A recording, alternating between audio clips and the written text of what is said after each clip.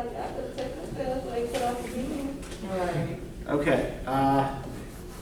We can reserve the rest of this conversation for when we're done, right? So I just want to remind everybody, right, the next response paper is going to be due on Friday. By and large, actually, you guys, I've been seeing real improvements in the work you've been turning in. So keep it up. Good job. The last thing we're going to be reading in this volume of the anthology is these selections from the Romantic Imagination and the Oriental Nations, right, which start on page 926 here. It wouldn't hurt if you read the little introduction on page 922, so it'll help give you a little bit of context. But yeah, I don't want you to read the whole section, just the ones I have listed here, which are also on the syllabus that's on Georgia U. Now, the music I was playing is intended to be, it's not from the same period as the Mary Shelley story, but it's similar thematically. It's from an opera called Faust by the French composer Charles Gounod. Do any of you know anything about, have any of you heard of the Faust story? Are any of you familiar with the Faust story? What was it called? Faust. F-A-U-S-T. Okay, so Faust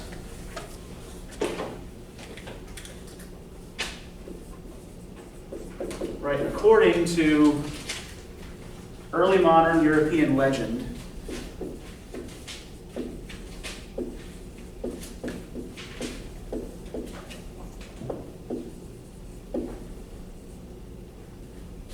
so early modern, we mean sort of like 16th through 18th centuries, right? That's the period we designate early modern. And according to the story, Faust is a German philosopher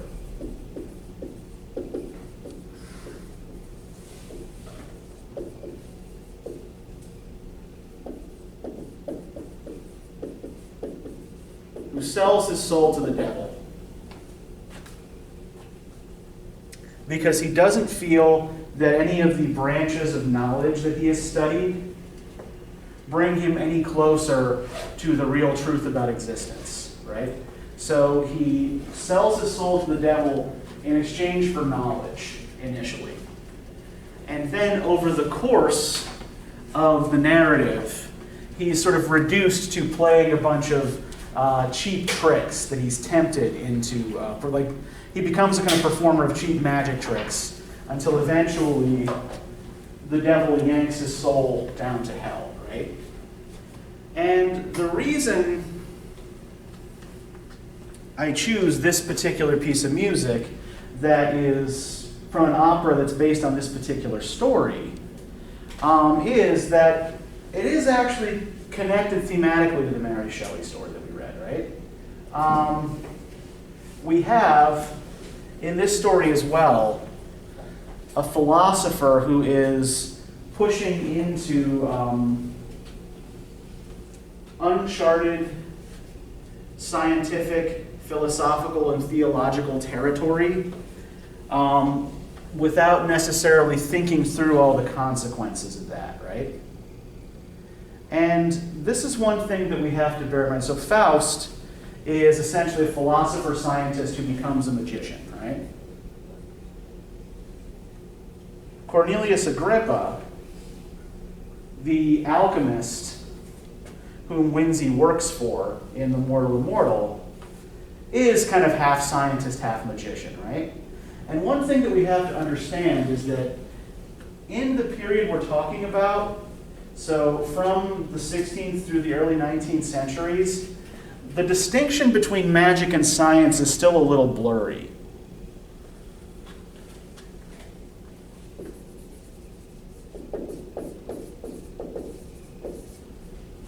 So most scientists in the period were amateurs.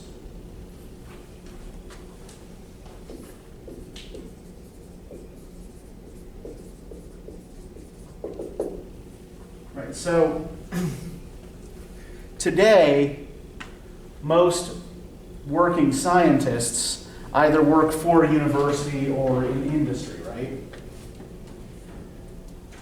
in the early 19th century, most people doing scientific research were either researchers who had a wealthy patron who would back them, or amateur gentlemen of independent means who could funnel their cash into scientific projects. So science hadn't really entered the academy yet, with the exception of things that were based purely on mathematics, like Newton's physics. Right? Newton was a math professor at Cambridge when he formulated his ideas about physics and about the cosmos.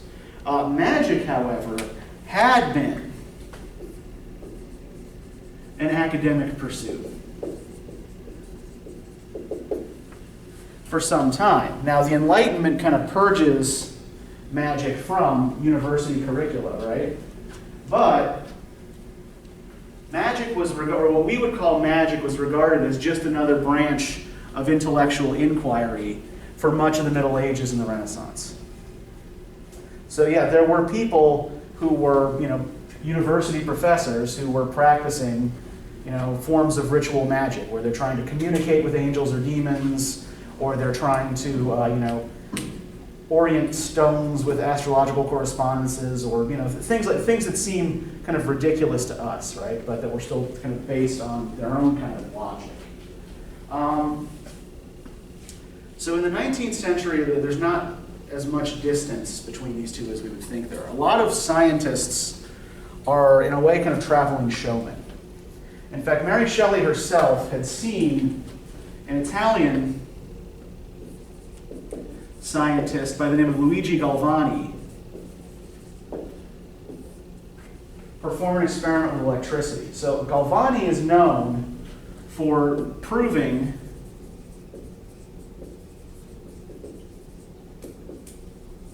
that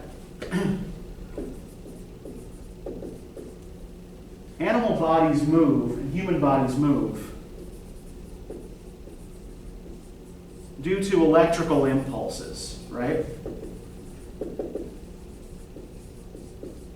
So each time I make a little stroke with this marker on the board, my brain is sending an electrical impulse down through my neurons to my hands, right? That is telling me what it wants, that is telling my hands what it wants them to do. Galvani is the person who kind of first demonstrated this was how our motor functions work.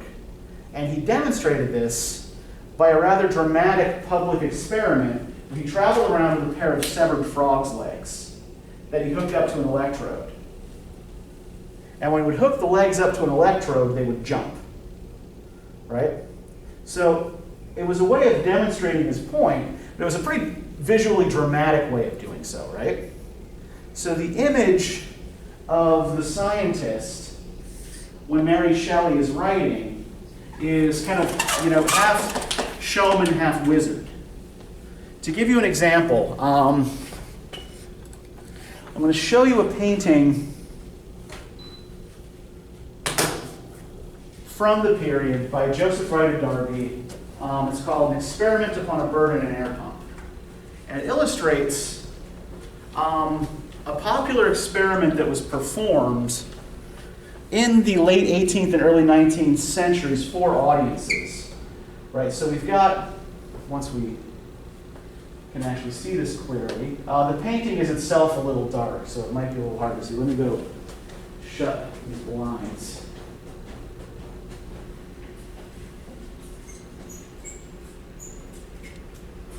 Okay, can everybody see this more or less clearly? Yeah. Okay, so what we have here, so the figure in the center here is the scientist, right? We see he's wearing this red kind of bathrobe-like garment.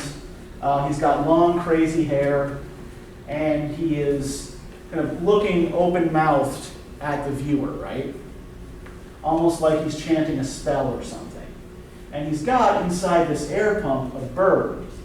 And the bird is suffocating because he has let most of the oxygen out of that globe, right? And so the way this visual experiment worked, it's something we would consider cruelty to animals today. But at the time, what they were trying to demonstrate was that animals and human beings needed oxygen in order to, like, that our lungs consumed oxygen in order to breathe, to function, right? So he would let the air out of the pump and the bird would suffocate. He'd pump more air into the pump and the bird would revive, right? And we see here a variety of public reactions here. For one thing, we've got different levels and different ages of viewers. We've got a young couple over here, kind of not paying more attention to each other than the experiment, right? Like, the kids necking in the back of the movie theater. We have a family here kind of front and center, where the father is trying to get his daughters to pay close attention to what's going on here. And the daughters look kind of like they're upset by this, right? The daughters are bothered by what's happening to the bird. But the father just wants them to be curious. We've got this guy sort of sitting here just kind of looking pensively, pondering the nature of the experiment here and, what the scientist is attempting to prove. But one of the things we get from this, right, is like, does this guy look like our idea of a scientist? No. Yeah, he looks more like a wizard, right?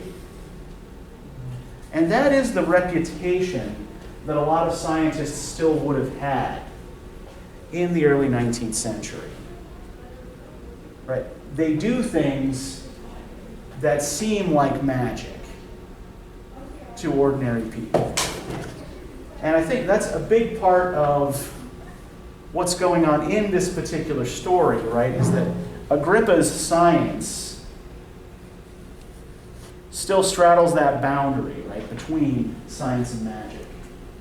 So it is probably worth noting that the alchemist in this story, Cornelius Agrippa, was a real person. He is the only character in the story who is a real person, right? That was loud. So Agrippa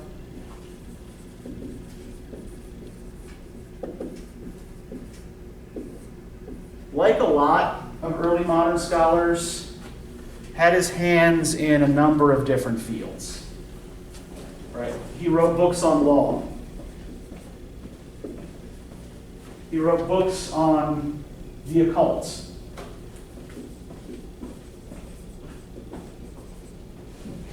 And he wrote books that helped to form the basis of what is now chemistry, right? So the alchemy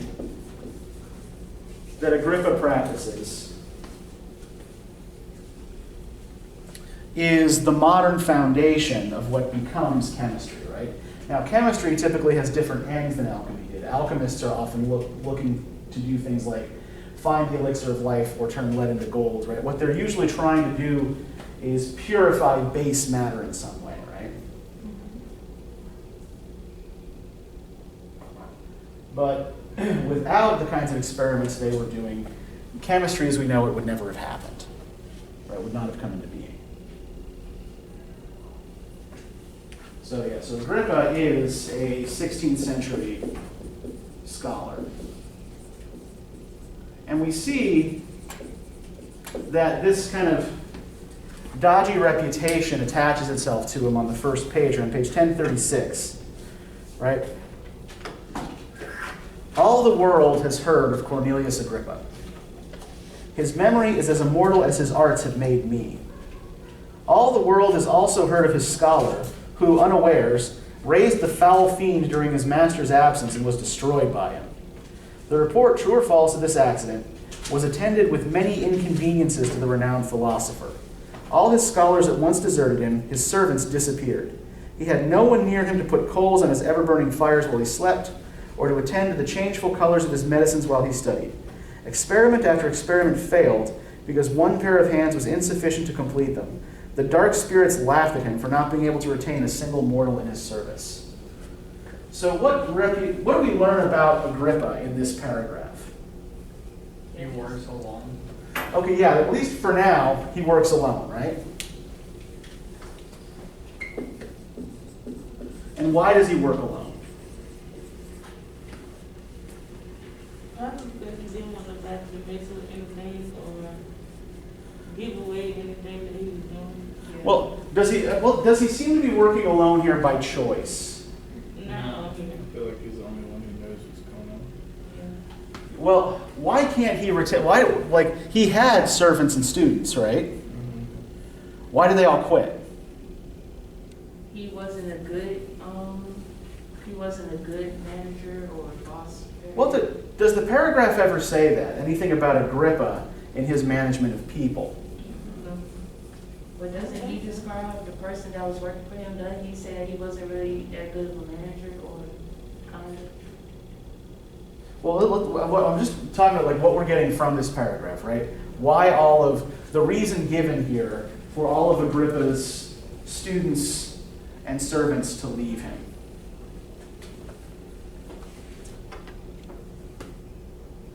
All the world has heard of his scholar, who unawares raised the foul fiend during his master's absence and was destroyed by him, right? Destroyed by the fiend, not by Agrippa, right?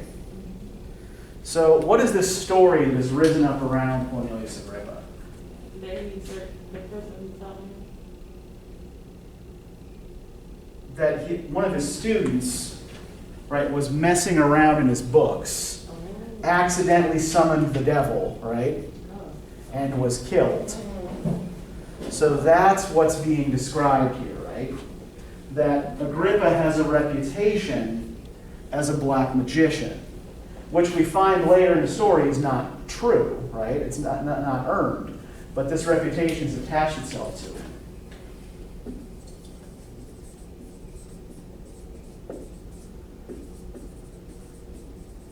Right? He works alone because other people are afraid of him. Right? They think he's dabbling in things that are dangerous. Not so much to him, but to them, right?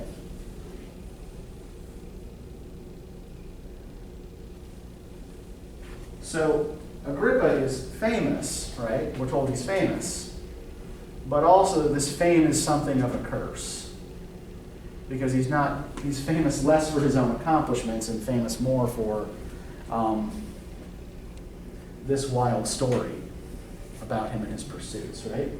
Now, what about the protagonist of the story, this guy Winsey? What do you make of Winsey in all of this? What does he seem like to you? What impression does he give you of himself?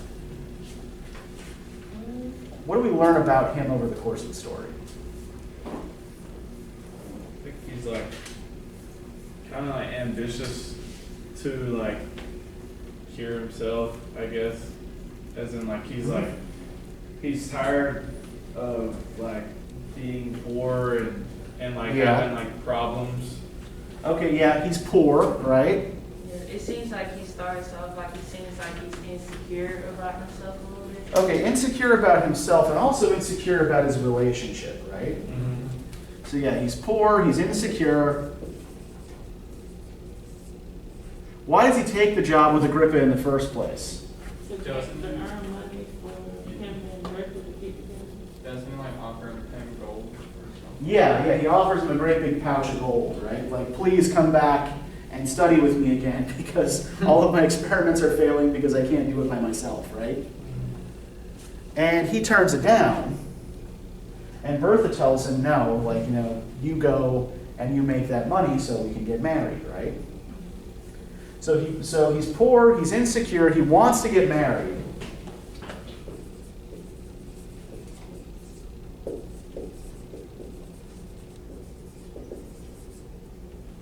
Anything else we figure out about this guy's character over the course of the story?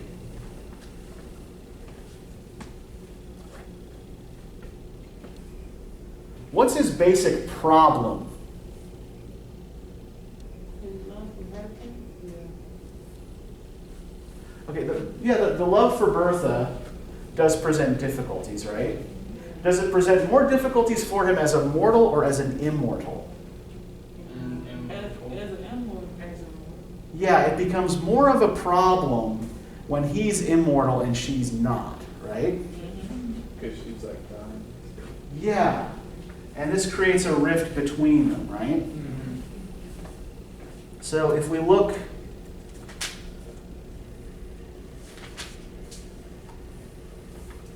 on page 1041, right?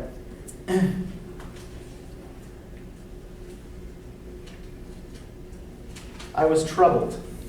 I looked at the faded beauty of Bertha. I seemed more like her son. By degrees, our neighbors began to make similar observations, and I found at last that I went by the name of the scholar bewitched. Bertha herself grew uneasy. She became jealous and peevish, and at length she began to question me. We had no children, we were all in all to each other, and though, as she grew older, her vivacious spirit became a little allied to ill temper, and her beauty sadly diminished, I cherished her in my heart as the mistress I had idolized, the wife I had sought and won with such perfect love. So, as she gets older and he remains the same, right? People start talking. People start getting suspicious. And this starts to get to her, right? Why is it you never get any older? You don't look any different than you did when you were 20, whereas I continue to decay, right? At last our situation became intolerable. Bertha was 50, I 20 years of age. I had, in very shame, in some measure adopted the habits of a more advanced age. I no longer mingled in the dance among the young and gay, but my heart bounded along with them while I restrained my feet. And a sorry figure I cut among the nesters of our village. But before the time I mentioned, things were altered. We were universally shunned.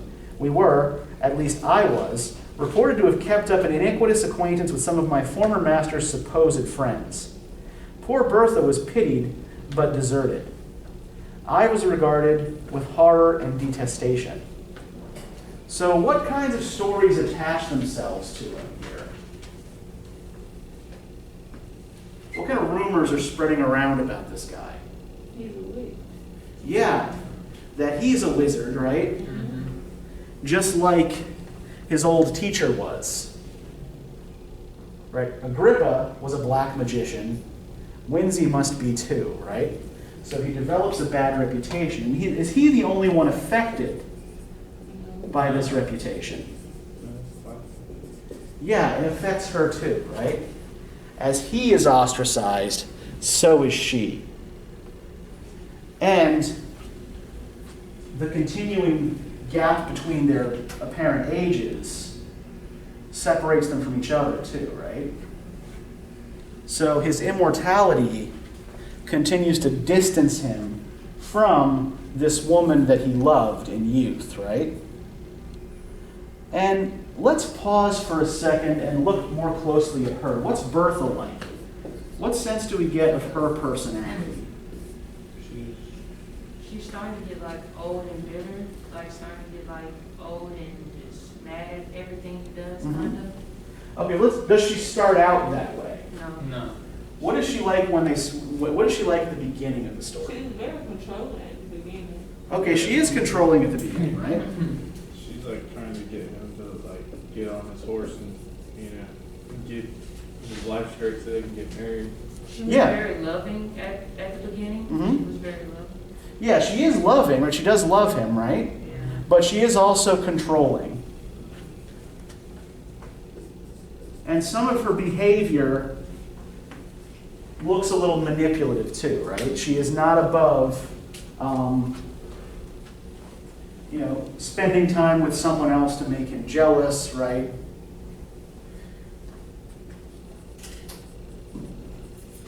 She is not above using her feelings, his feelings for her, to get things that she wants, right? How are their social situations different at the beginning of the story?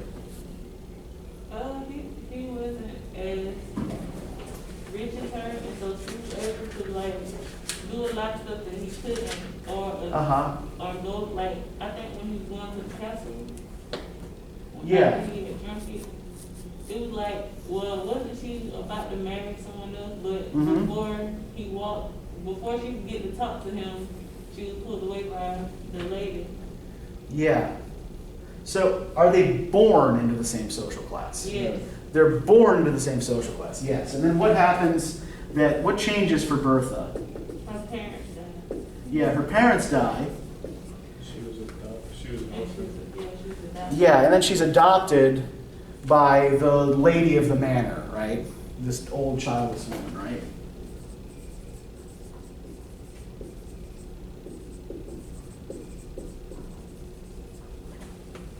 So one thing to note about Bertha that explains some of her behavior is that Bertha lives her whole life dependent on someone else, right?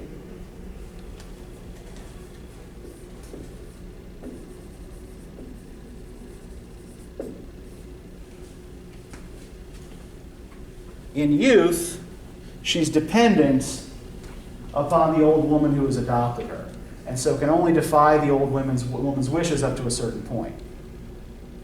In age, she is completely dependent on Winsey because everyone else has abandoned them.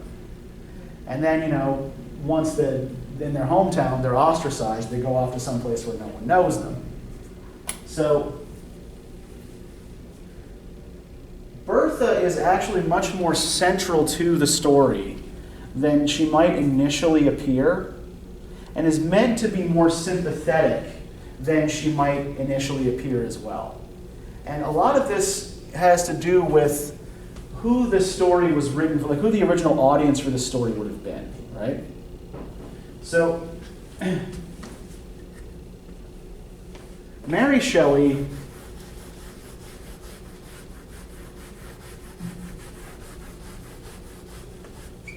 comes from a family with a long literary and intellectual pedigree, right? Her parents, we have actually read before in this class. Her father is the philosopher William Godwin. Her mother is the feminist writer Mary Wollstonecraft.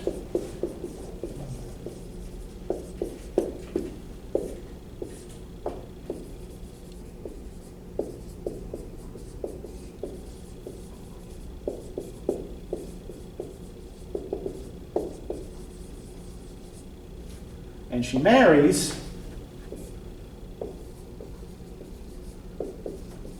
the Romantic poet Percy Shelley.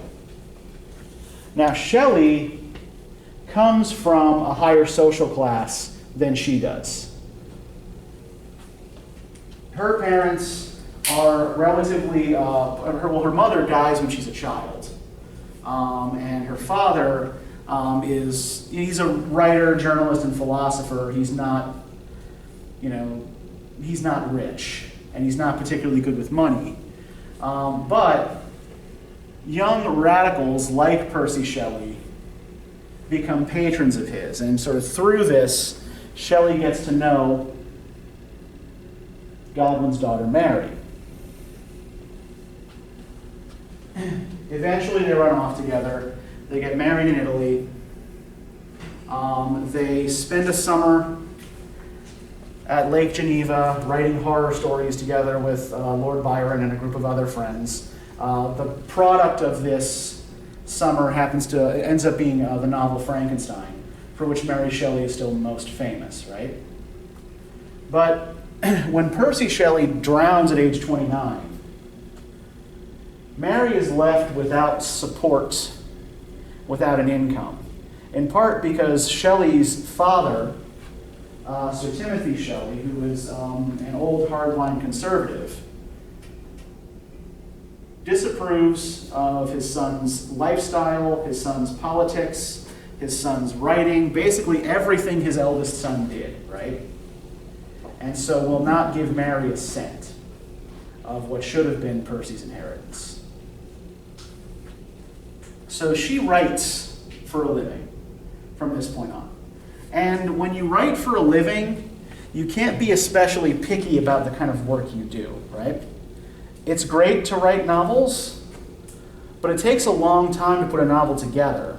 And so you gotta wait in order to reap the profits from that. So instead, she starts putting out short stories. And these go out largely, these end up being published in what are sometimes called gift books or literary annuals.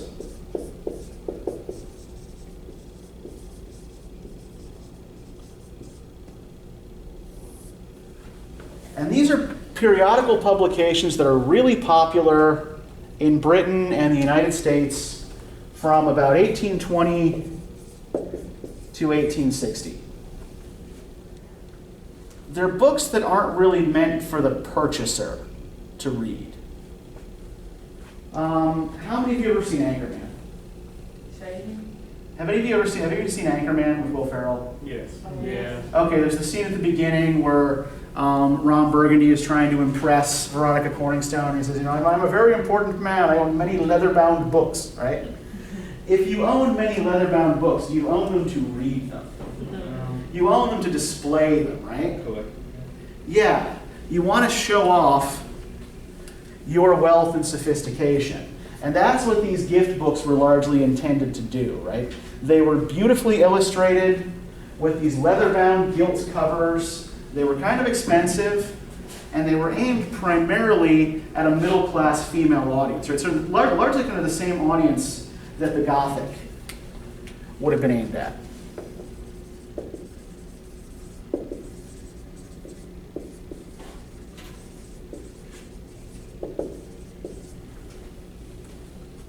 So it's aimed at an audience that probably would have been more likely to identify with Bertha than with Winsey. I think it's also worth noting, well, first off, that even though these were not kind of like highly regarded by highbrow people, important writers did contribute to them. Wordsworth, for example, actually contributed to several of these gift books. Coleridge contributed poems. Other important contemporaries did as well. Sir Walter Scott, the Scottish novelist and poet, also did. But the writers were actually paid less than the illustrators, which tells us something about what's valued here, right?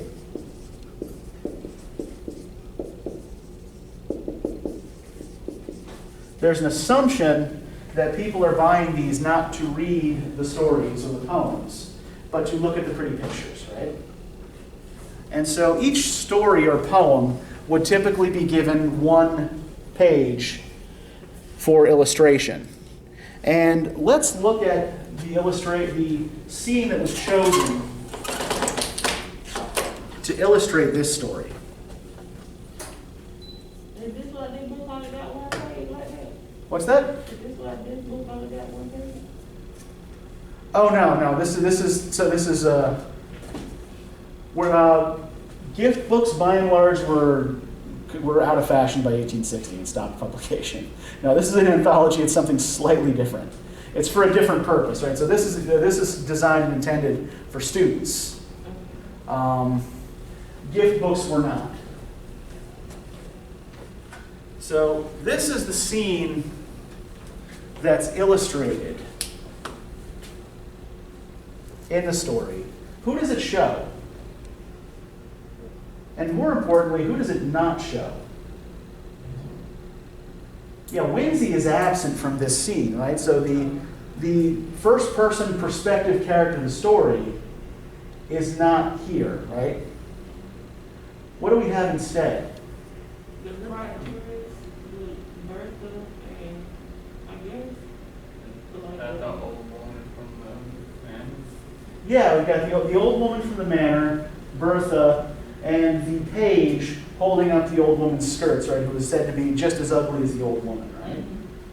So we don't have here an image of Winsey, the supposed hero of the story. Instead, we have an image of Bertha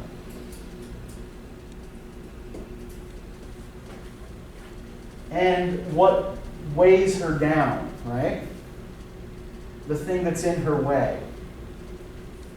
And it might help if we look at this in terms of the way Winsey's relationship with Bertha evolves as they age, right?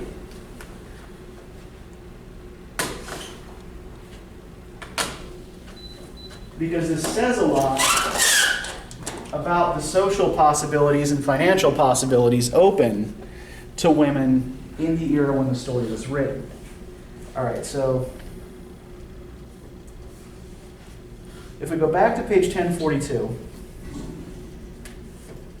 can I get somebody to start reading from What Was to Be Done? Thank you, Valencia. We sat by our winter fire. Property had made itself felt, but none would buy the produce of my farm. And often I had been forced to journey 20 miles to some place where I was not known to dispose of our property. It is true we had saved something for an evil day. That day was come. We sat by our long fireside, the old white youth and his acquainted wife. Again, Bertha insisted on knowing the truth. She recapitulated all she had ever heard said about me and added her own observations. She conjured me to cast off the spell. She described how much more commonly gray hairs were than my chestnut locks. She descanted on the reverence and respect due to age, how perfect proved to the sight, the slight regard paid to the mere children. Could I imagine that the despicable gifts of youth and good looks outweighed disgrace, hatred, and scorn? Nay, in the end, I should be burnt as a dealer in the black art, while she to whom I had got not dying to communicate any portion of my good fortune might be stoned as my accomplice. At length she insinuated that I must share my secret with her and bestow on her like benefits to those I myself enjoyed, or she would denounce me, and then she burst into tears. Okay, so let's look at this in terms of the way the power dynamics work in the story, right? Who has more power in the relationship at the beginning? Bertha or Wendy? Bertha does, right? And where does her power over him primarily lie? Because she has more money than him, and she like calls the shots. Well, does she actually want her patroness's money? She wants to marry Wendy, right? And Wendy's poor. So who does she think needs to have money in order for them to get married? He has to have enough money for them to get married, right? So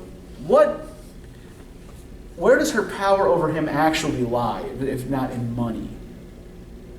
How is she initially described? Love, like she knows that he loves her, and so like he's gonna do what he needs to do, like to make that happen. So basically, she's using like the fact that he loves her to like kind of control him into doing something. And what is her primary? What's her primary asset in this struggle? His love for her. Where does that love stem from, right? What does he love about her? How beautiful she is. Yes, right? He is constantly talking about, his beautiful, dark-haired, dark-eyed girl, right? So her beauty is what gives her power.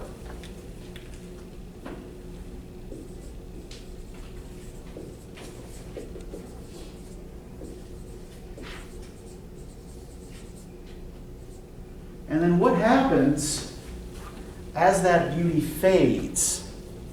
He probably loses love for her since he doesn't see her as what she used to be. Yeah, and I think we can probably demonstrate as we look at this. We'll look at a couple more passages. Yeah, this is exactly what happens, right? At the very least, she loses her power over him, right?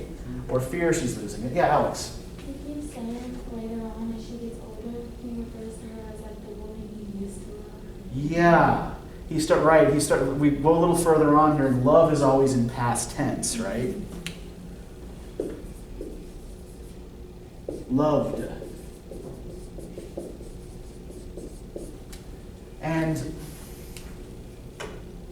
when they finish this conversation, right, after he has told her, after he's sort of told her a secret, right? He doesn't tell her the whole truth, not that he's immortal, but that he drank the potion that's given him very long life. He says, right, I will be your true, faithful husband while you are spared to me, and do my duty by you to the last. So does he promise to continue to love her? No. Yeah, the connection between them becomes no longer, not so much based on love as based on duty, right? All right, well, I promised to love, honor, and obey when we got married, and I have to keep that promise, right? So it's only my sense of duty that keeps me connected to you. And Bertha's situation mirrors that of the middle class 18th and 19th century British woman more generally, right? Her only real wealth or currency is her ability to attract a wealthy or reasonably well-off husband, right? Women don't work in this society or social class. They don't have their own money. They are not, they lack the social freedom that is given to men, right? So Bertha, like her counterparts in Romantic era Britain, is kind of stuck as a dependent, right? She's dependent on her patron at first, and then when she's an adult, she becomes dependent on a husband. And once her beauty fades, the thing that she had that gave her some power over her husband is gone. And now the only thing that keeps him faithful is his sense of duty, right? That he feels he needs to honor this promise he made when they were young. And indeed, if we look on page 1043, when Bertha dies, why dwell on these minute circumstances? We lived on for many long years. Bertha became bedridden paralytic. I nursed her as a mother might a child. She grew peevish and still harped upon one string of how long I should survive her.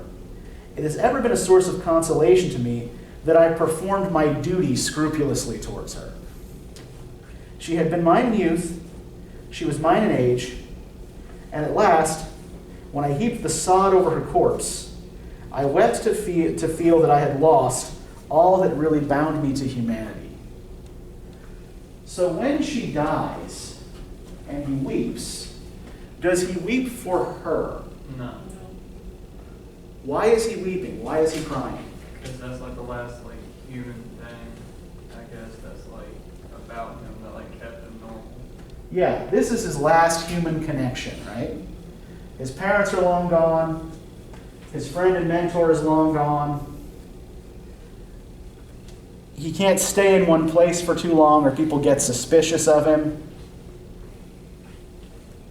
And this one link to his human past is now gone. He's not upset for her sake because, frankly, she had become a pain in the ass by the end, right? It's, the way he talks about her, it's clear that she had become a burden to him, to whom he did his duty scrupulously. But once she's gone, there's nothing left to tie him to human society, right? So I think this is actually kind of a good place to segue back to this notion of Cornelius working alone. Why does Cornelius need an assistant? What happens to all of his experiments when he's working by himself? Yeah, because he can't stay awake long enough to complete it, right? Some things that he's trying to do require an extra pair of hands. So everything that he tries to do collapses when he tries to work by himself. So what does that suggest about the story's general attitude towards loneliness? That isolation is bad. Yeah. That you need other people, right? You need to be connected to other people in order to, complete your life's work, or in order to, even just, to feel normal human emotions, right? So if we look at the way Cornelius is described at the time of his death,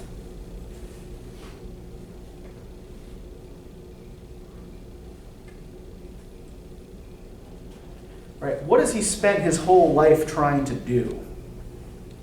What is Agrippa's life's work? Trying to create their culture. Yeah. Yeah, they praised it before. Yeah, his life's work has been this elixir of immortality, right? This elixir of life. Now, what does he tell Winsey this thing does? Yeah, like cures Cures for love. Yeah, he tells him it cures love, right? Is he telling the truth? No. Well, Well, yeah. kind of. Kind of, It's right? like, Yeah. It's in between. Yeah. So yeah, he's not lying, right? It does actually end up curing Winsey of love, right? Because he and Bertha don't age together. It doesn't cure him of love right away, but it does separate him from other human beings, right? Yeah. And so Agrippa, who can't work alone, right? He can't complete this project alone, is nonetheless trying to complete a project that will eventually make him not dependent on other people at all, right? That's the purpose of the experiment. So there's an irony there, right? That he wants to be able to sever his human connections, right? And kind of purify that humanness out of himself. But in order to do that, he needs help from other people. In order to complete the potion, he needs Winsey's assistance. And indeed, he never actually manages to complete the experiment, right? He gets another potion going just before he dies, but doesn't have time to consume it, right? The potion gives the flash, he reaches for the flask, and before he can grab it, he dies. But, yeah, go ahead, Landon. When Winsey took the potion, was it because like when he was drunk before that like he felt the way that he did? Because he was saying that he had drank half a bottle of like glorious liquor or whatever. Okay, the glorious liquor is actually the potion. Okay, that's Yeah. what I was trying to figure out. I was like, Yeah, is but that what- by liquor, what is meant here is just kind of syrupy liquid, right? Mm-hmm. So it's not like he's sitting there doing shots of Jägermeister in Agrippa's study while he's watching this potion glow, right? No, the liquor is the potion itself. okay. So, and when he drinks it, he's had a fight with Bertha, right? Right. She said she doesn't want to see him anymore. He's heard that she's hanging out with this Albert Hoffer guy whom he doesn't like. He thought that, he saw them go by and thought they were making fun of him. So he's like, okay, yeah, a cure for love, that sounds great. Right, sign me up. And then like, what was like the backlash? Because I'm trying to figure this out. Like this part right here where he was saying that like when he dropped it, what was like the point of them putting that in there? Because I mean, it was already drunk. Like he already drank it. Yeah, well, I think that like it makes it easier for him to lie to Agrippa, right? Mm-hmm. So Agrippa wakes up, scares him. He drops the flask with what's left of the potion.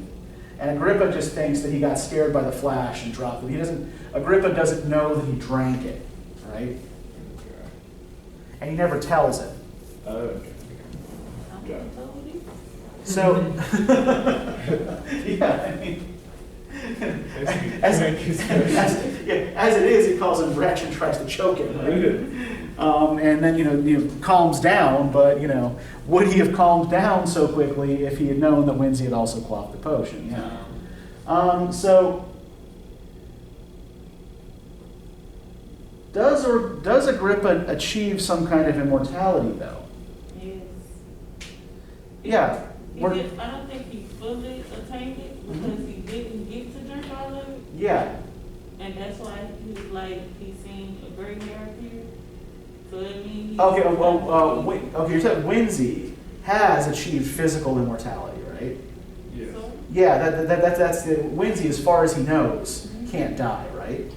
He's looking for signs on himself that maybe he is aging, right?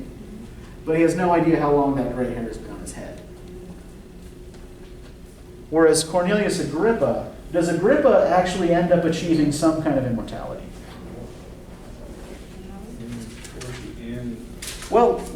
look on page 1036 when he's first mentioned. All the world has heard of Cornelius Agrippa.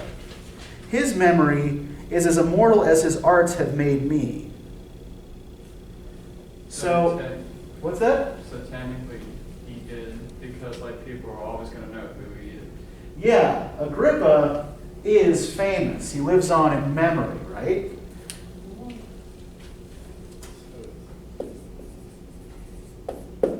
Right, because he did shit.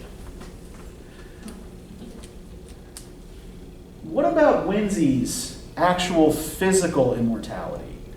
Like, he's always gonna live, and let's see, like he was planning at the end of the story to like commit suicide. And Yeah. he was like going back and forth to see if like it was right and if it would work. Yeah, he wants to test out whether or not he is in fact immortal, right? Because because eternal life has become burdensome, right? Like, this sucks. This is terrible. Like, I can't maintain any connections. I can't go anywhere. I can't do anything. So, Agrippa's immortality that's based on a record of action, right? And a record of achievement, even if it's not physical immortality, does it seem fair to say that the story regards that as better than the physical immortality that Winzy ends up with? Yes. Yeah, Agrippa doesn't get what he wanted, but he gets something better. Which is actually better. yeah, right. Winzy gets what Agrippa wanted accidentally and is stuck with it, right? It's burdensome. Much as he ended up kind of stuck with an aged, bedridden, jealous, angry wife, right, by the end of the story. So physical immortality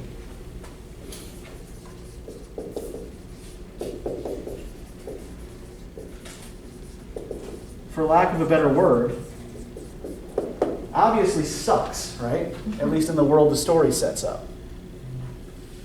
Right, it seems that this is not a goal that the story regards as worth achieving. Had he not attained immortality, he could have lived a much happier life with Bertha, right? He wouldn't have had to leave his native village.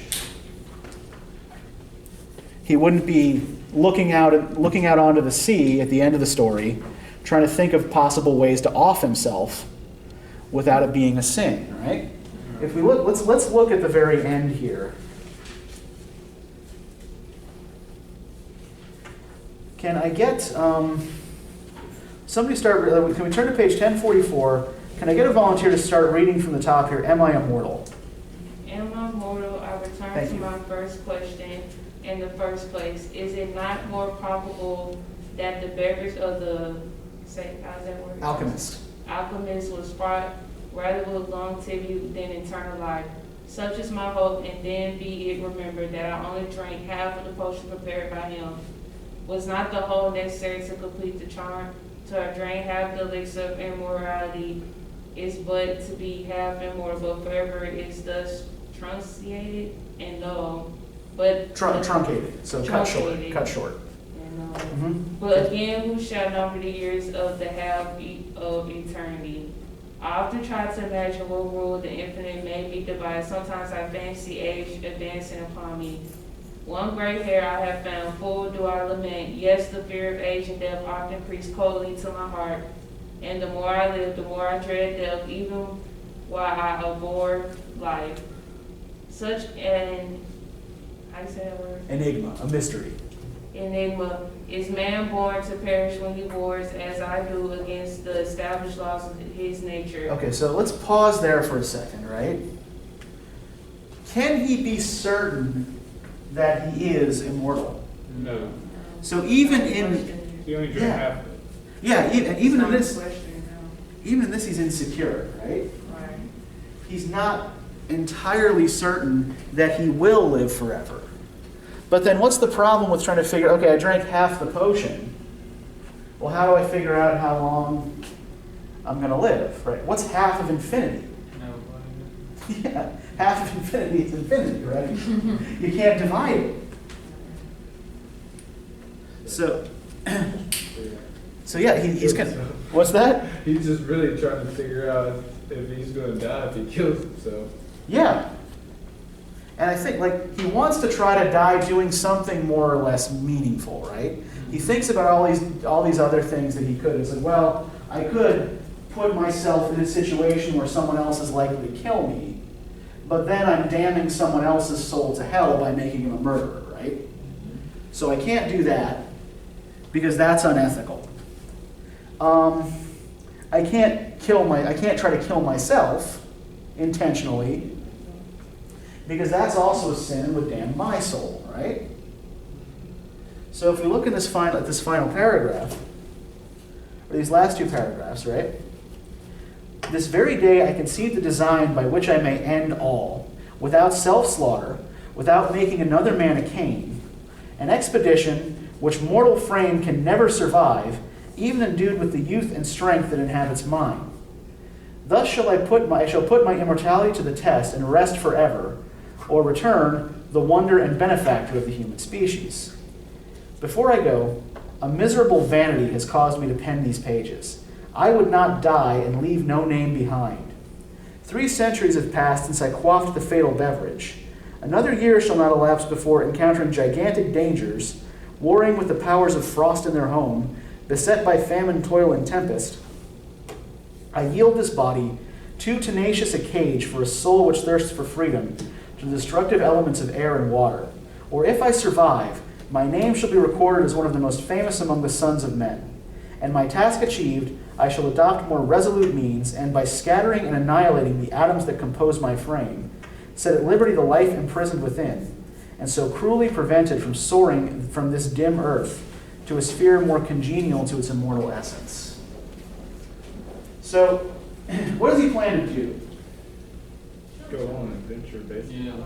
Yeah. If he's going to die, right? If he's going to try to die, he wants it to at least be in the service of doing something meaningful and useful, right? So he's going to go off on an expedition, apparently somewhere into the Arctic, where he can, at the very least, if he survives, discover something that will benefit humanity, right? Because thus far, his life has been of no benefit to anyone. I wish there was an ending. What's that? I wish there was like an ending to where I figured. Well, and that's kind of part of what the that is kind of frustrating. That there is no closure at the end of the story, right? And I think some of this is Winsey penning his own final testament, right? There's a lot of if I come back, but we don't know whether he comes back or not.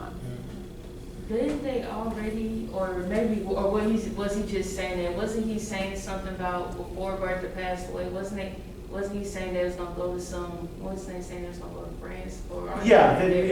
They leave their German village and go to France, where no one knows them. What's that? They didn't do that, did they? Or they was just saying they did do that, yeah. Oh, They did because they had to go someplace where no one would know them. Right. So they went kind of about as far away as they could from where they were, right?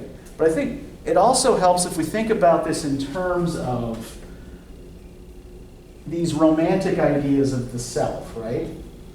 So would you say that this seems to be closer to Wordsworth's idea of kind of like the all-important self, perceiving the world, taking it in and spitting it back out? Or Coleridge's alienated self, trying to reintegrate itself back into the whole? Which does this seem closer to? Coleridge. Yeah, this seems more like the ancient mariner's self-imposed almost accidental alienation, right? And his difficulties trying to reintegrate into society, right? And I think, again, even like, the ice and snow at the end here, he's going on, an expedition to the Arctic, mirrors the Antarctic setting of parts of the Rime of the Ancient Mariner. So I think we can make some connections there to like one of these broader trends in Romanticism. So does anybody have any questions about this? I've understood this one the most out of all. Yeah, I mean, it's fairly straightforward prose, right? There's not a lot of difficult vocabulary in this one. The plot is fairly easy to follow. But I want to say, you guys did great with this today. I'm really pleased. And we'll end it there. We're going to be looking at those romantic texts on Orientalism next time. We'll explain what Orientalism is next time. And have yourselves a good weekend.